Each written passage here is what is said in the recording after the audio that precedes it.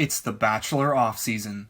The worst part of the year. I'm so bored. But that doesn't mean there aren't juicy details to be uncovered as we wait for the Bachelorette to begin. Now, I want to let it be known that this is technically a no-spoiler zone, so please, if you have real outright spoilers, leave them at the door. I know they filmed a few weeks already, and I don't want to know anything, unless, of course, it was sleuthed out. And what I mean by that is I'm applying certain rules to spoilers. I consider anything that didn't make it to the show fair game. Anything tweeted by Mike Fleiss, or Chris Harrison, or Hannah, it's fair game. Any kind of news that requires actual detective work and isn't a blatant this happened or that happened, it's all good. So with that said, here's the Bachelorette Sleuthing Report, everything we know so far. Filming for The Bachelorette began almost immediately after the finale of The Bachelor, and we know that even before that, the filming of Hannah's intro took place, as there were sightings of her and a crew in Alabama. Not to mention, producer Mike Fleiss has been tweeting fairly regularly. Here he tweets a shot of Hannah in her Night 1 dress. Speaking of Night 1, there is some news regarding contestants that never made it to the mansion. Remember Matt D? The guy with the hands that are great at opening pickle jars? After the show revealed all the contestants early on Facebook, a woman on Twitter recognized Matt, and not for anything good. Now, I'll preface everything here by saying we don't know the full story, but there's some pretty damning evidence. The user posted a conversation, if you can even call this a conversation, that Matt sent to her and, well... yikes.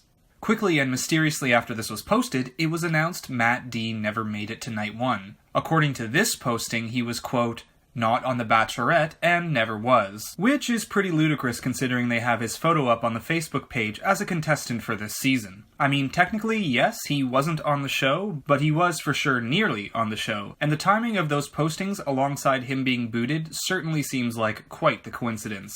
I'm stamping this one, dodged a bullet. As well, I've heard Joey R is also not headed to the mansion. The Reddit post about this doesn't seem to mention any reasoning for this, so I'm not sure why he got the boot. Now, the Facebook posting did say that the pictures posted were some of the men who may appear on the show, so I wonder if they were still deciding on making 2 cuts and wanted to see reactions. These blue pictures are awful, and if a photo is the reason Joey's gone, well, that's lame.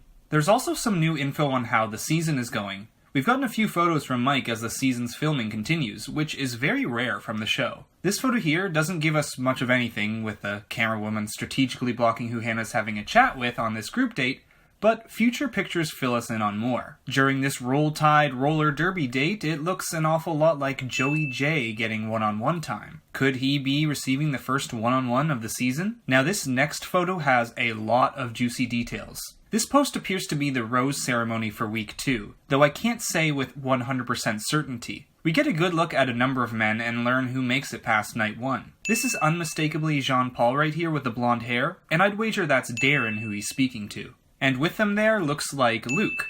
Remember Luke from the Bachelor finale? This guy. I seriously cannot wait to get to know you on a deeper level.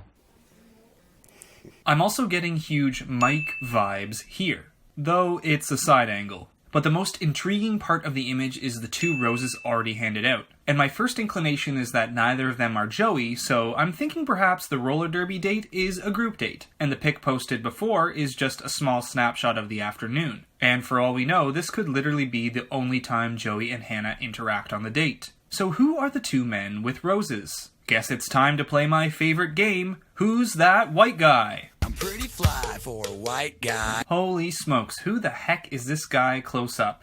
My best guess is Kevin, though Mateo could also be it. Now the guy in the back is giving me big Tyler G vibes as well.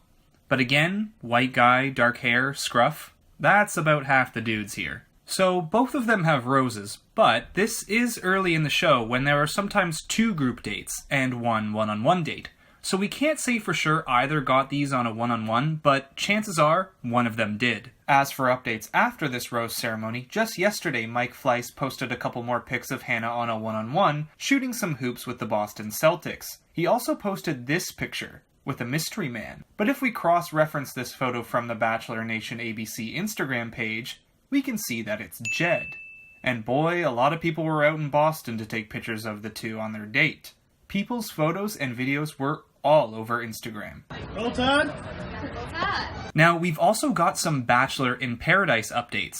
Almost paradise. Hannah G has been heavily teased for Paradise. Maybe I'll find my person somewhere else. Perhaps. And maybe this is Hannah's chance. Paradise, Hannah? Where do you Perhaps. go on Bachelor in Paradise? I'd be open to it. And I've already heard tons of people shipping Hannah and Blake as a match to be made on the show. Well, according to this post I found through Reddit, she's apparently confirmed. Take it with a grain of salt, but come on. She's got to be a lock for the show. And based on how she's acted in that interview, I think she wants on too. Oh, and by the way, the Bachelor Reddit page is a great place to look if you're interested in sleuthing, but don't want outright spoilers, as anything that actually might spoil the show is censored with a spoiler tag. It's a great way to help get through the off-season while keeping unspoiled for the season ahead. So there's the off-season sleuthing report as of the morning of Friday, March 29th. Have you found any hot bits of info? Let me know in the comments section below, and please, no outright spoilers, only legit detective work. Thanks for watching, and see you all in the next video. I'm pretty fly for a white guy.